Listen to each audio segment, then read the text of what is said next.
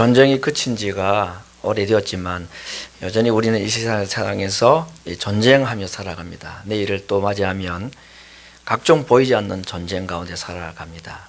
주의 나라가 임하면 그 전쟁이 없게 된다. 이건 총을 쏘고 칼을 휘두르는 그 전쟁을 말하는 게 아니겠죠. 영적인 전쟁, 죄와의 싸움이라는 피 터지는 처절한 싸움이 더 이상 없게 되는 때가 올 것이다. 이게 천국의 시작이라 그런 말씀입니다.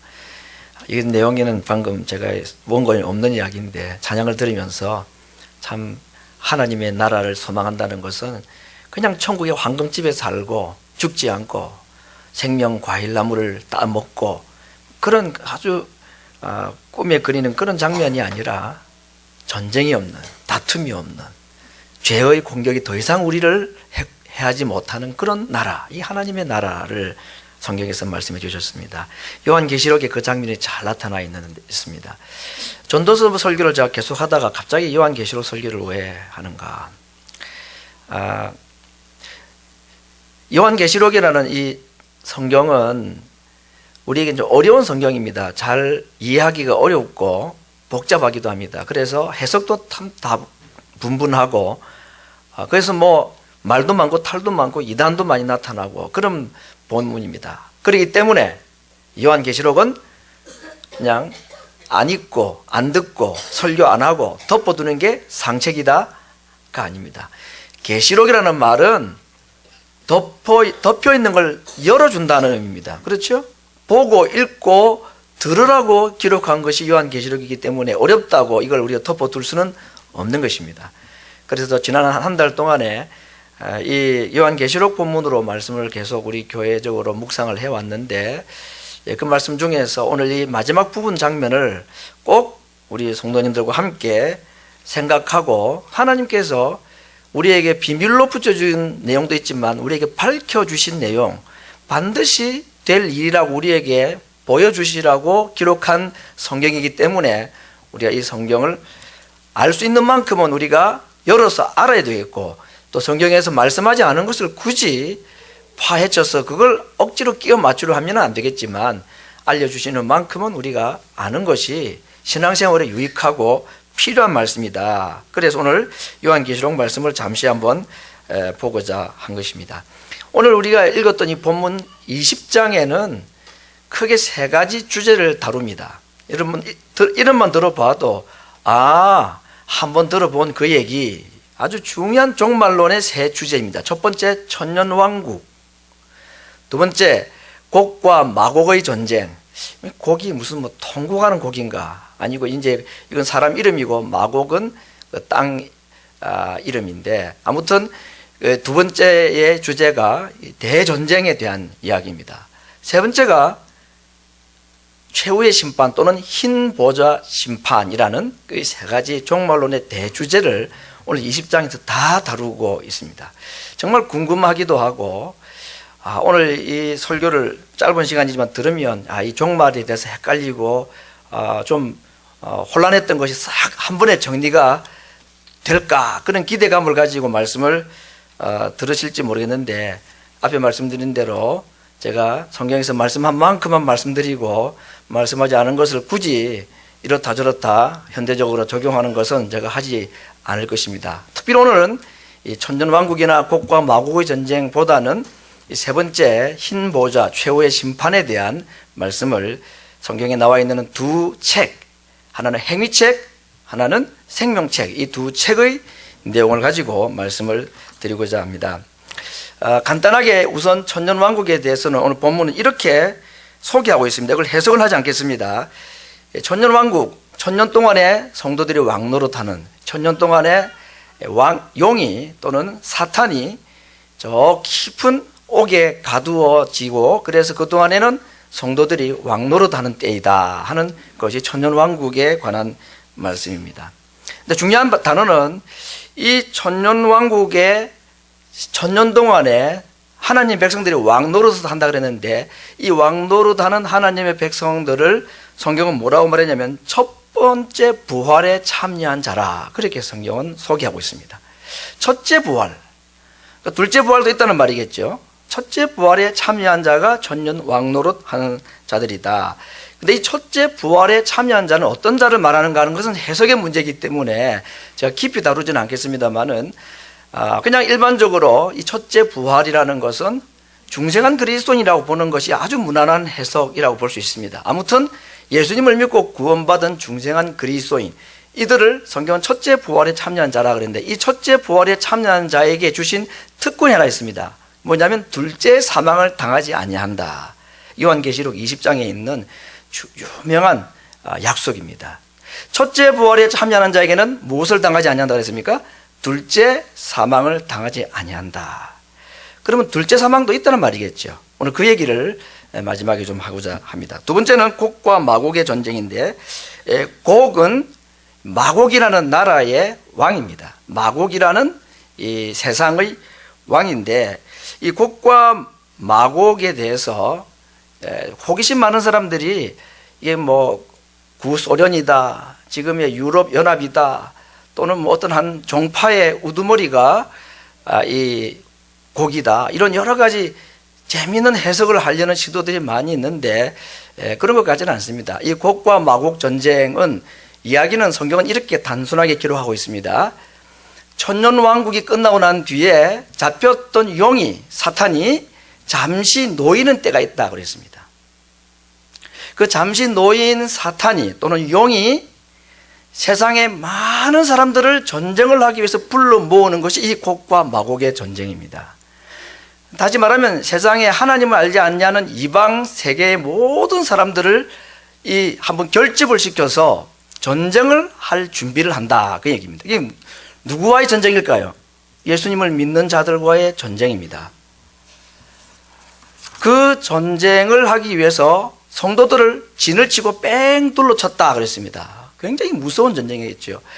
아니, 사탄이 천년 동안에 잡혀 있다가 잠시 노임을 받아서 그에게 마지막 기회가 주어졌는데, 이 전쟁 이후에 이 용이, 사탄이 어떻게 될지는 용이 잘 알고 있습니다. 이제는 정말로 저 끝이 없는 무저갱이라는 깊은 불과 유황불에 갇히게 되고 더 이상은 나오지 못하는, 자기에게 주어진 마지막 기회라는 걸 알기 때문에 이 기회에 정말 발광을 할 것이고, 그래서 사람들을 최대한 불러 모아서 하나님을 믿는 사람들을 최대한 공격을 하게 되는 대전쟁.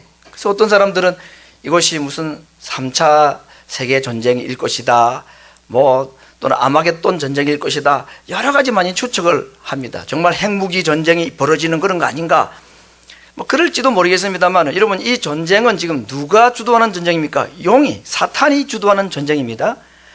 사탄이 하나님을 믿는 성도들을 공격하는 전쟁인데, 그의 최대 관심사가 뭐겠습니까? 우리를 목 베어 죽이고 우리를 뭐 감옥에 집어넣어서 고문하고, 이게 사탄의 관심이겠습니까? 사탄이 싸우는 전쟁은 그런 싸움이 아니죠. 영적인 싸움일 겁니다. 그러니까 사탄이 이 곡과 마곡의 전쟁, 아마겟돈 전쟁, 이 모든 전쟁에 사탄의 궁극적인 관심은 뭐냐? 믿는 성도들이 하나님에게서 떠나게 하는 것입니다. 그래서 때로는 강한 정치권을 가지고, 정치력을 가지고, 어떨 때는 아주 강한 경제력을 동원해서, 어떨 때는 각종 이적이나 기적을 통해서 사람들을 솔깃하게 만들고 미혹해서 하나님을 떠나도록 하는 이 전쟁을 걸어온다. 우리의 믿음을 떨어뜨리고 우리가 신앙생활을 포기하도록 하는 이 유혹의 전쟁, 이것이 곡과 마곡의 전쟁, 마지막 전쟁의 본질이라는 것입니다. 거기에 때로는 육체적인 전쟁을 사용할 수도 있겠고, 또는 경제적인 전쟁을 사용할 수는 있을 겁니다. 그러나 이 전쟁이 그런 총칼의 싸움이 아닌 영적 전쟁이라는 이유를 알 수 있는 한 가지 중요한 단서가 있는데, 이렇게 해서 대규모의 전쟁을 해오던 이 용이 어떤 결과를 맞게 되느냐, 성경에 보니까 하루아침에 그 결과는 불이 하늘에서 내려와서 저들을 다 소멸해버렸다.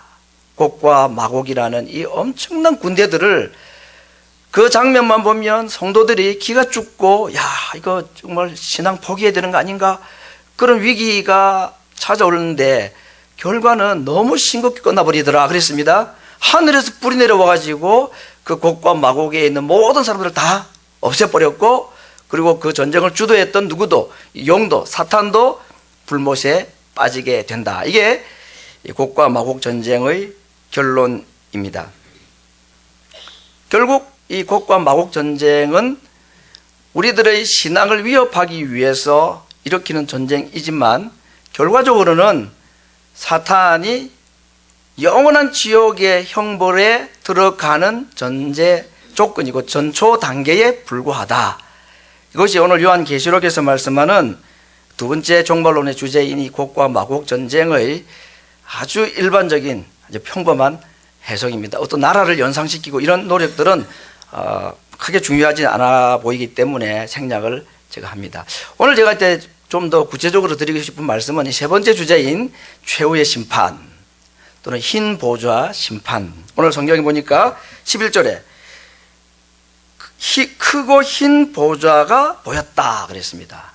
그 위에 어떤 한 분이 앉아 계시다. 이게 이제 마지막 장면입니다. 큰 보좌라는 것은 그 앉아 계신 분이 굉장히 권위가 있고 위엄이 있고 무서운 분이다 하는 의미가 되겠고, 그 앉으신 보좌의 색깔이 흰색이다 하는 것은 정결하고 거룩하기 때문에 그 부분의 판단이 조금도 잘못되지 않고 정확하고 진실하다, 그런 의미가 되겠죠. 그 위에 앉아 계신 분은 뭐 하나님이라고 우리가 쉽게 생각할 수가 있습니다. 그 다음 12절 말씀 봅니다. 또 내가 보니 죽은 자들이 물온 대소하고 그 보좌 앞에 섰는데, 크고 흰 보좌에 어떤 한 분이 앉아 계십니다. 그 다음에는 어떤 일이 벌어지느냐 하면 모든 사람, 물온 대소하고, 높은 자나 작은 자나 큰 자나 작은 자나 가난한 자나 부한 자나 모든 사람들이 그 보좌 앞에 서 있다 그랬습니다. 그리고 그 보좌 옆에는 책들이 펴져 있다 그랬습니다. 자, 이 사람들은 어떤 사람인가? 13절에 보니까 바다가 그 죽은 자, 그 가운데서 죽은 자들을 내어주고, 또 사방과 음부도 그 죽은 자들을 내어주어서 보좌 앞에 선 자들이다, 그 말입니다. 죽은 자들을 하나님이 다시 살리셔서 보좌 앞에다 세운 것입니다. 뭐 하기 위해서? 심판을 하기 위해서입니다. 최후의 심판, 마지막 심판을 하기 위해서 죽은 자들을 다 살리어서 세우셨다, 그렇게 말하고 있습니다. 이 보좌에 앉으신 분이 살아난 죽은 자들, 그들을 심판하는 하나의 명분이 있습니다. 도구가 있습니다. 그게 바로 오늘 책들이라고 되어 있는 말씀인데, 단수로 기록되지 않고 복수로 기록되어 있습니다. 엄청나게 많은 양의 책인지 한 권이 아니고 여러 많은 책들이다. 근데 그 책은 어떤 책이라고 했습니까? 그 내용이 세상의 모든 사람들의 행위를 기록한 책이라고 그랬습니다. 야, 지금까지 지구상에 살아간 사람이 한 수백억 수천억 될 텐데 1인당 한 권씩만 해도 그 책이 보통이 할 텐데 그거 어디다가 다 쌓아둘까? 요한계시록을 읽을 때는 그런 이상한 상상을 하실 필요가 없습니다. 뭐 그러기 어려운 게 아닙니다. 아니 그 내용을 다 기록했단 말인가? 이런 법원 속기록 보십시오. 한번 기침 소리가 다 적습니다. 그러니까 뭐 책이 양이 많을 텐데 그 누가 다 적어, 이런 아주 1차원적인 생각은 요한계시록을 읽을 때는 내려놓으시는 게 지혜롭습니다. 분명히 말씀했습니다. 우리의 모든 행위가 기록된 책들이 다 있다고 그랬습니다. 그걸 딱 펴놓는 겁니다. 변명하지 못하도록, 그리고 그 행위대로 거기에는 우리의 생각, 말, 행동한 그 행동의 동기까지, 아이고 감사합니다, 아이고 참 사랑스럽고 좋으시네요, 행복하시겠죠, 말은 그렇게 하는데 마음속으로 배 아파, 저 집이 이렇게 잘 돼, 그거 다 기록됐다는 얘기예요. 생각과 동기까지도 다 기록되어 있습니다. 그러니 변명을 못하는 거예요. 흰 보좌이시기 때문에 나 그런 적 없는데 하나님께 말할 수 없습니다. 여러분, 우리 인생 짧은 기간인데 한번 돌이켜 보십시오. 한번 우리가 다 기억하고 있는 게, 우리가 기억 속에 한 10%나 남아 있겠습니까? 내 인생에 지금 지나간 생활들이 10%도 안 남아 있겠죠. 굵직굵직한 것 기억이 나는 일이 있을 겁니다. 그런 것만 생각해도 참 하나님의 그 행위책 앞에 만약에 우리가 섰다 그러면은, 내가 이런 일도 있었구나. 아니 이런 죄도 있단 말이냐. 야, 하나님이 정확하게 내 그때 생각들을 다 보셨구나. 그 변명하지 못하는 우리의 행위들이 성경에 그 책에 다 기록이 되어 있고, 그 행위 책의 결과를 따라서 우리를 재판하시면 그 재판의 결과는 무엇이겠습니까? 오늘 성경에는 불못이라, 다른 말로 둘째 사망이라 그랬습니다. 두 번째 사망이 그들에게 기다리고 있다, 그런 말씀인 겁니다. 이것이 최후의 심판입니다. 내 모든 행위들이 다 공개가 될 때 얼마나 창피하고 얼마나 부끄럽겠습니까? 그런데 이 둘째 사망 앞에 우리가 펴지는 이 책들이 나를 창피하게 만드는 것이 끝이 아니라는 데 문제가 있습니다. 창피하면 좀 참으면 되죠. 그런데 그 행위책이 내리는 선고는 무엇이냐? 둘째 사망이라고 그랬습니다. 그래서 이걸 최후의 심판이라, 다시 재심의 기회가 없는 겁니다. 바로 불과 유황에 들어갔던 그 사탄이 들어가는 그 자리에 그들이 들어가는 것이다 하고 성경은 그렇게 말하고 있습니다. 앞에 말씀드린 대로 둘째 사망이 있다면 첫째 사망도 있겠죠. 그 첫째 사망이 뭘까? 첫째 사망은 두 가지로 해석할 수 있습니다. 첫 번째는 우리가 쉽게 육체적인 사망을 생각할 수 있습니다. 그러니까 이 땅에 지금 죽어있는 땅의 모든 사람들은 첫 번째 사망을 다 당한 사람일 겁니다. 근데 바다에서 죽었든지 산에서 죽었든지 공중에서 죽었든지 뼈 한 조각 못 잡고 죽었든지 모든 땅에 죽은 사람들의 그 육체가 심판날이 가까우면 어떻게 다시 살아난다 그랬습니다. 바다가 내어준다 그랬습니다. 하나님이 부르기 때문에 어디에 있던 자의 몸이든지 간에 다시 살아나서 심판받기 위해서 서야 된다, 그렇게 말씀하고 있습니다. 첫 번째 사망은 이 육체적 죽음을 말하고, 그걸 간단하게 우리가 해석을 그렇게 할 수 있겠습니다. 그러면 이 첫째 사망이 육체의 죽음이 아니라 또 다른 죽음의 의미가 있다고 봐야 되는데, 예수님이 재림하실 때까지 안 죽고 살아남은 사람이 있겠죠. 그렇죠? 예수님 재림할 때 안 죽고 살아남은 사람이 있을 거 아니겠습니까? 그 사람들은 그러면 지옥 갈 사람들 중에서는 첫째 사망을 안 당한 사람들 아닌가요? 그런데 둘째 사망에는 들어가야 안 됩니까? 그 첫째 사망도 안 당했는데 어떻게 둘째 사망에 들어가느냐? 그렇기 때문에 이 첫째 사망은, 첫 번째는 우리의 육체적 죽음을 말하지만 두 번째는 하나님을 믿지 않는 영적인 죽음의 상태, 영적 죽음을 첫째 사망이라고 말할 수가 있습니다. 예수님도 말씀하셨습니다. 믿는 자는 이미 생명으로 옮겨졌고 첫째 부활에 참여했다, 그 말이죠. 우리 성도들은 첫째 부활에 참여한 자들입니다. 그리고 믿지 않는 자는 이미 심판을 받았느니라. 그 말은 하나님을 믿지 않는 그 자체가 심판이고, 그 자체로 이미 첫 번째 사망에 처한 자들이다 하는 선언인 겁니다. 그러나 살았다고 말하지만 너희가 죽었다고 말씀하신 이유가 그런 것입니다. 이 영적인 죽음, 성경적으로 말하면 죽음이라는 말의 정확한 의미는 분리와 단절입니다. 영과 육이 분리되는 게 육체적 죽음이고, 하나님과 단절되고 하나님과 분리되는 것이 영적 죽음인 것입니다. 그러므로 첫째 사망은 육체가 죽는 죽음도 말하지만, 지금 이 세상에 살아있지만 하나님과의 관계가 단절된 채로 살아가는 자들, 그걸 일컬어 영적 죽음이라 하는데, 그 죽음을 첫째 죽음이라고 말한 거지만 첫째 사망이다.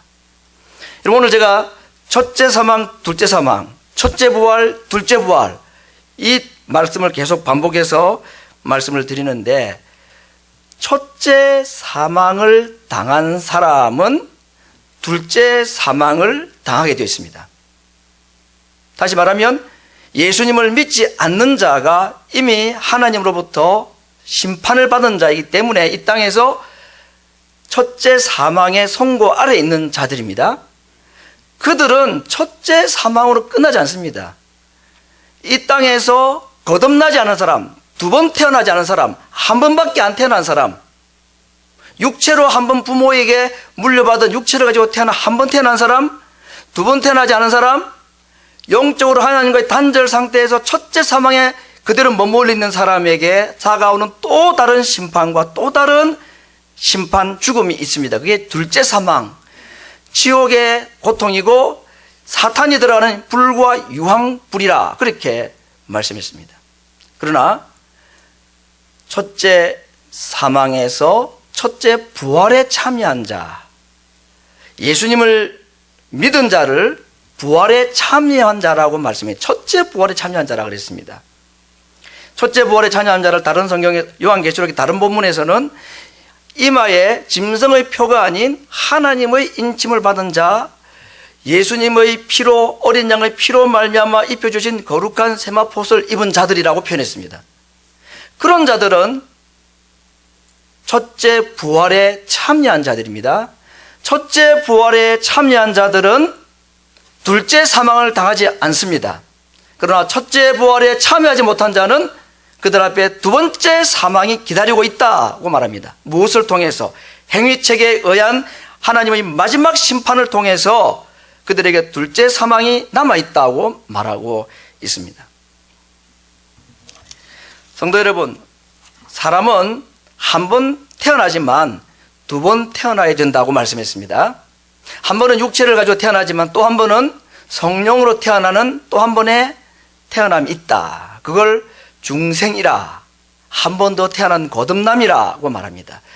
중생하지 않으면, 거듭나지 않은 사람, 첫째 부활에 참여하지 않은 사람은 누구도 이 둘째 사망을 피할 수가 없습니다. 왜냐하면 그들 앞에 펴져 있는 행위체계에 대한 심판이 있기 때문에 그렇습니다.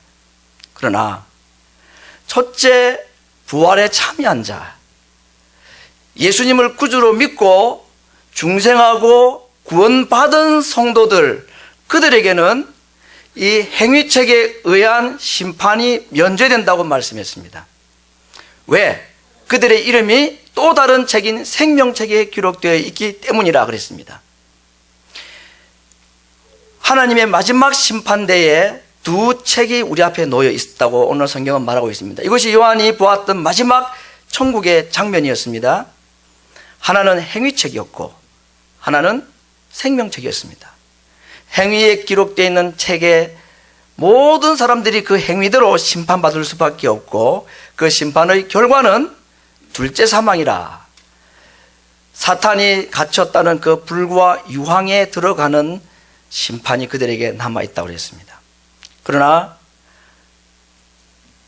생명책이 그 이름이 기록되어 있는 사람들에게는 그 행위책에 의한 심판을 하나님이 면제시켜 주신다고 그랬습니다. 왜 그럴까?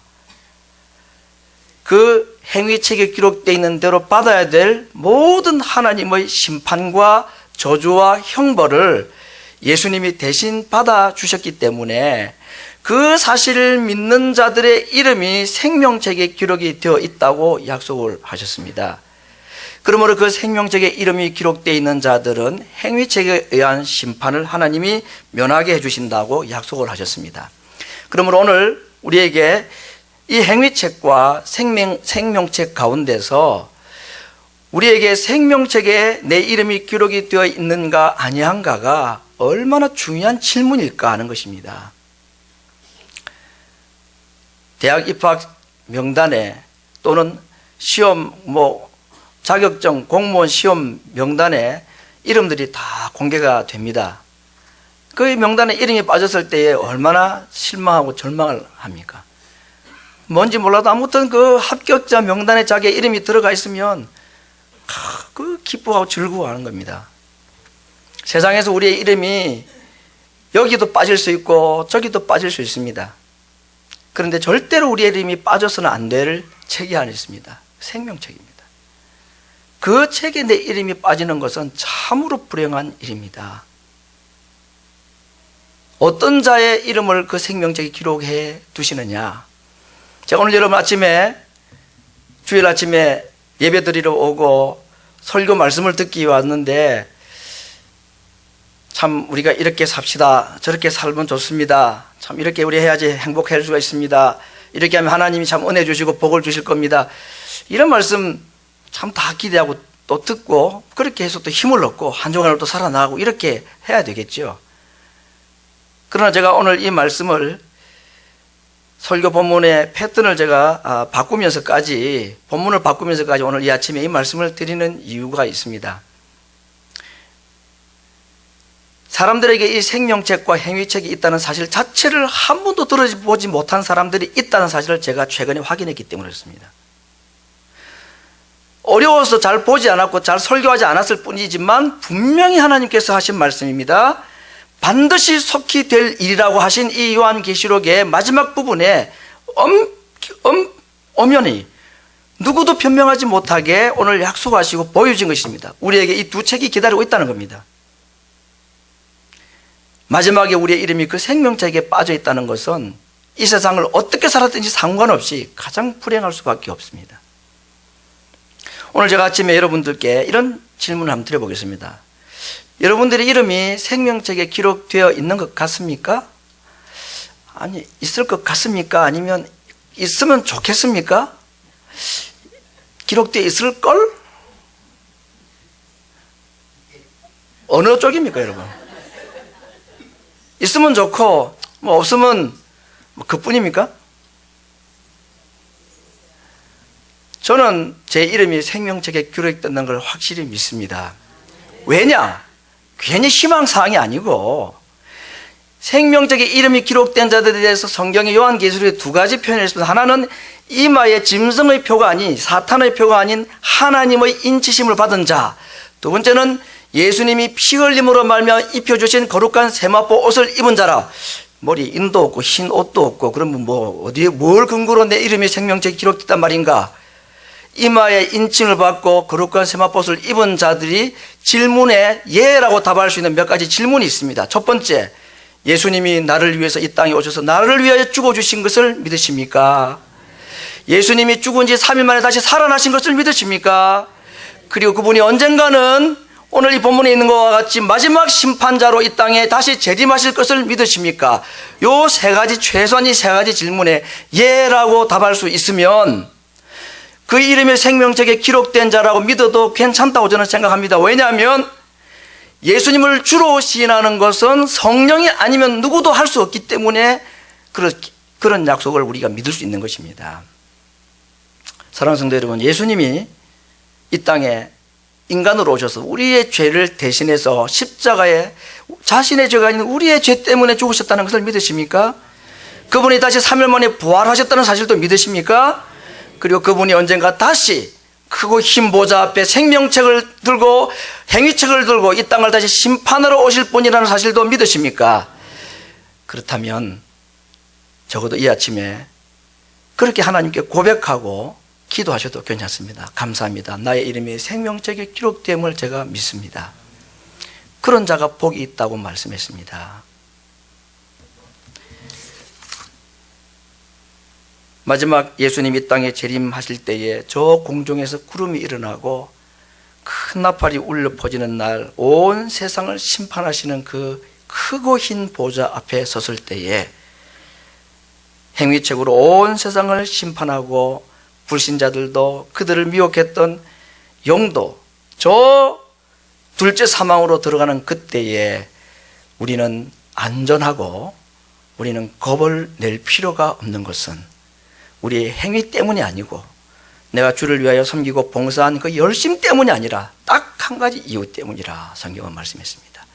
내 이름이 그 생명책에 기록되어 있기 때문입니다.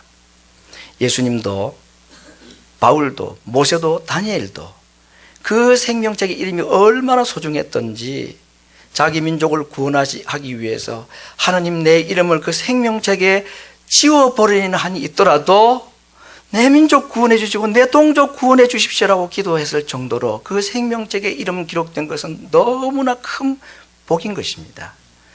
오늘 이 아침에 분명히 될 일, 반드시 되고 속히 될 일이라고 기록된 이 요한계시록의 마지막 부분에서 오늘 우리에게 하신 말씀입니다.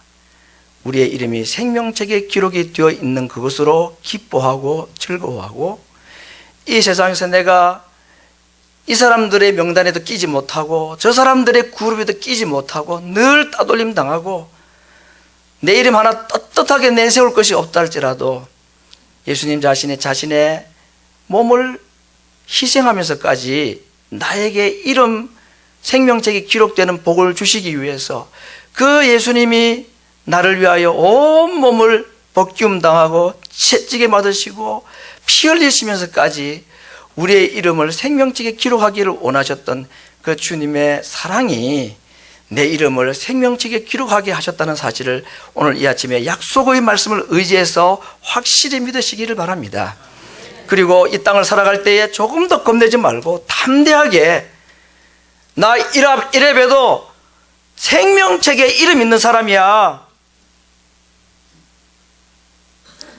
남들이 나를 어떻게 보든지 이 세상에서 내가 어떤 천대를 받고 살아가든지 그래도 내 이름 생명책에 기록된 사람이라는 이 자부심과 확신, 그리고 마지막 심판 때에 모든 사람들이 행위책 앞에 벌벌 떨고 둘째 사망으로 끌려갈 그때에 내 이름이 그 생명책에 기록됐다는 그 이유 때문에 겁없이 담대하게 우리를 향하여 준비해 놓으신 하나님이 만들어 놓으신 그 하나님 나라에 당당하게 들어갈 수 있는 이 복을 우리에게 주셨고, 그 복을 누린 자들이 오늘 함께 모여서 예배하는 것이고, 우리 안에 들지 않은 자들도 이 은혜 안에 들어오도록 우리가 그들에게도 이 사실을 알려주어서 그들도 함께, 혹시 내가 속해 있는 공동체 가운데, 가족들 가운데 희망은 하지만 혹시 그 이름이 아직 생명책에 기록되지 못한 자들은 있지는 않는지, 그들을 생각할 때 안타까이, 정말로 모세와 같이 바울과 같이 안타까운 마음으로 하나님, 차라리 제 이름 대신에 그 이 아이의 이름을 넣어주시면 제가 그렇게도 하겠습니다는 그런 간절한 마음. 그럼 하나님, 그래 바꿔할래? 이름 바꿔줄까? 이렇게 하지 않습니다. 그런 거 겁내지 마시고 그 하나님 앞에 애절한 마음으로 기도하는 부모 세대가 되기를 바라고, 이 세상을 내 이름 생명책에 기록된 것을 인하여서 담대하게 믿음으로 이 땅을 정복해가는 심판대 앞에서 하나님 앞에 겁 없이 하나님 나라에 설 수 있는 하나님 백성들 다 될 수 있기를 말씀으로 축원합니다. 이 시간 같이 기도하겠습니다.